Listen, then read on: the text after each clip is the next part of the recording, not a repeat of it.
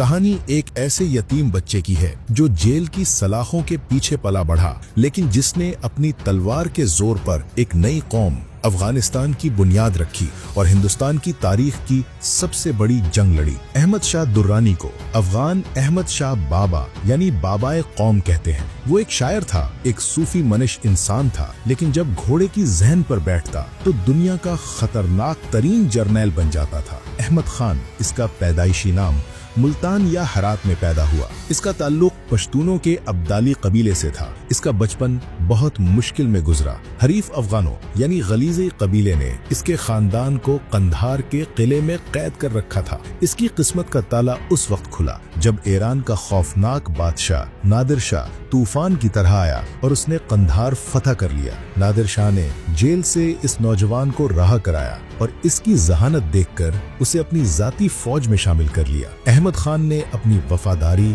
और बहादुरी से नादिर शाह का दिल जीत लिया। नादिर शाह जो दुनिया को फतह कर चुका था, अक्सर अपने दरबारियों से कहता था, मैंने ईरान, तुरान और हिंदुस्तान में अहमद खान जैसा काबिल आदमी नहीं देखा। मेरे बाद ये लड़का बादशाह बनेगा। नादिर शाह की ये बात सच साबित होने वाली थी।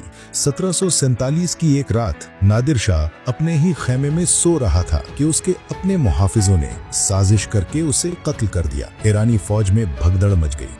हर कोई खजाना लूटने में लग गया। इस अफरा तफरी में अहमद शाह अब्दाली ने ठंडे दिमाग से काम लिया। उसने नादिर शाह की हरम यानी खवातीन की हिफाजत की और वफादार अफगान दस्ते के साथ खजाने का एक बड़ा हिस्सा कब्जे में ले लिया। इस खजाने में दुनिया की सबसे कीमती चीज शामिल थी, कोहे नूर हीरा, जो नादिर शाह दिल्ली से लूट कर लाया था। अहमद शाह अब्दाली ये खजाना और अपनी फौज लेकर कंधार की तरफ निकल गया। अब उसे किसी आका की जरूरत नहीं थी। वो खुद अपनी तकदीर लिखने जा रहा था। कंधार पहुंचकर अफगान सरदारों का एक जिरगा बैठा ताकि अपना नया बादशाह मुंतखब कर सके।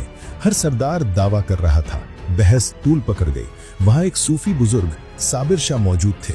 वो खामोश बैठे अहमद शाह अब्दाली के पास गए, गंदम की कुछ बालियां तोड़ी और उन्हें अहमद शाह की पगड़ी में सजा दिया। उन्होंने कहा, ये बादशाह बनने के लायक है। अहमद शाह का ताल्लुक एक छोटे कबीले से था, इसलिए बड़े सरदारों ने उसे कमजोर समझकर कबूल कर लिया, ये सोचकर कि उसे कंट्रोल करना आसान होगा, जो उनकी गलत फहमी थी। बादशाह बनते ही उसने अपना खानदानी नाम अब्दाली से बदलकर दुर्रानी रख लिया और खुद को दरे दुर्रान यानी मोतियों का मोती का लक़ब दिया। इस तरह 1747 में जदीद रियासत अफगानिस्तान की बुनियाद पड़ी। अहमद शाह जानता था कि एक नई रियासत चलाने के लिए पैसा चाहिए, और पैसा कहाँ था? हिंदुस्तान में। मुगल सल्तनत अब एक बीमार बूढ़े की तरह थी और मरहटे तेजी से पूरे हिंदुस्तान पर कब्जा कर रहे थे। अहमद शाह ने हिंदुस्तान पर कुल 8 हमले किए। उसने लाहौर और मुल्तान को फतह किया। 1757 में उसने दिल्ली को फतह किया और वहां लूटमार के बजाय सियासी असर रसूख कायम किया। उसने मुगल बादशाह को अपने मातहत रखा और खुद वापस चला गया। लेकिन उसके जाने के बाद मराठों ने एक बहुत बड़ी गलती की। उन्होंने पंजाब पर हमला किया और अटक के किले पर अपना परचम लहरा दिया। ये अब्दाली के लिए खुला चैलेंज था। ये अहमद शाह अब्दाली की जिंदगी का क्लाइमैक्स था। मराठे जो पूरे हिंदुस्तान के मालिक बनना चाहते थे, एक अजीमुशान फौज लेकर दिल्ली पहुंचे। उनका सिपा सालार सदाशिव राव भाऊ था। मराठों का नारा था कि वो अटक से कटक तक हुकूमत करेंगे। अहमद शाह ने हिंदुस्तान के मुसलमान नवाबों यानी रोहेला सरदार नजीबुद्दौला और अवध के नवाब शुजाउद्दौला को अपने साथ मिलाया और कहा कि ये इस्लाम और कुफ्र की जंग है। तकरीबन 1 लाख तरबियत याफ्ता सिपाही और हजारों गैर तरबियत याफ्ता ज़ायरीन, लेकिन उनके पास राशन खत्म हो चुका था और वो भूखे थे। तकरीबन 60,000 सख्त जान अफगान और हिंदुस्तानी इत्तेहादी। अहमद शाह के पास एक खास हथियार था, जंबूरक यानी ऊंटों पर लगी हुई छोटी घूमने वाली तोपें। जंग सुबह शुरू हुई। इब्तदाई तौर पर मराठों का पलड़ा भारी रहा। अहमद शाह ने ठंडे दिमाग से जंग का मुआयना किया। दोपहर के वक्त जब मराठा फौज थक गई तो अहमद शाह ने अपने 10,000 रिजर्व दस्तों यानी ताज़ा दम सिपाहियों को हमला करने का हुक्म दिया। ये एक तबाहकुन हमला था। शाम तक मराठा फौज का सफाया हो चुका था। सदाशिव राव और पेशवा का बेटा मारे गए। इस जंग में एक ही दिन में जितने लोग मारे गए यानी तकरीबन 1 लाख, वो तारीख की किसी भी जंग में एक दिन की सबसे बड़ी हलाकतों में से एक है। इस जंग ने मराठों की कमर तोड़ दी और हिंदुस्तान में उनके राज का ख्वाब चकनाचूर कर दिया। पानीपत की फतह के बाद अहमद शाह हिंदुस्तान का बादशाह बन सकता था, लेकिन उसकी फौज बगावत कर रही थी।